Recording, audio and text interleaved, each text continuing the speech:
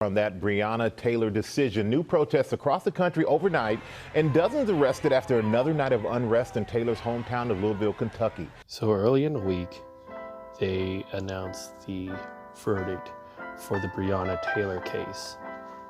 And to no surprise, the officers walked. Now, I've been watching this stuff for a very long time, and at this point, it doesn't surprise you. It's upsetting, but it doesn't surprise you. But what does surprise you is tweets like this.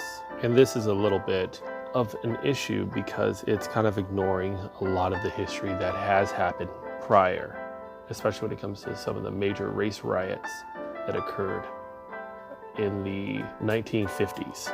So let's rewind the clock back to 1951.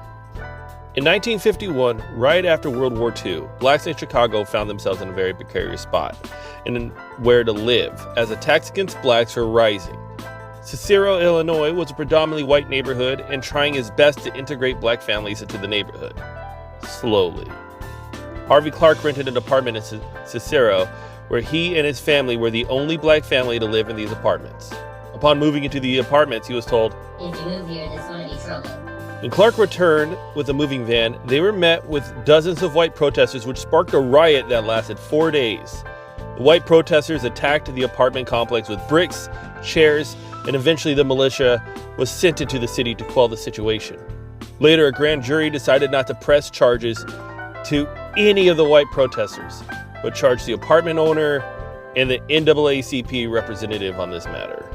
One of the most frustrating things that I feel like I hear constantly is this idea that blacks are rioting and why are they destroying their own property, whereas once before whites would actively destroy property and kill human beings because of, in this situation, a black family moved into a apartment complex.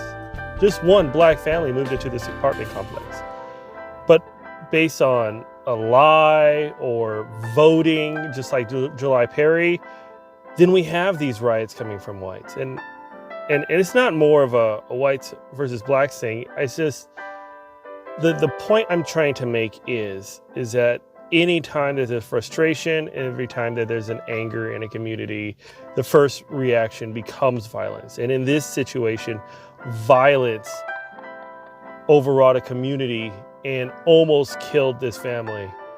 And it brought this neighborhood of Cicero in Illinois down to the ground.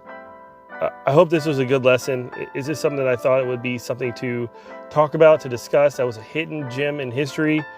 If you do enjoy this video, definitely leave a like, comment, subscribe, all that fun stuff. So thanks for watching. I'll see you next time.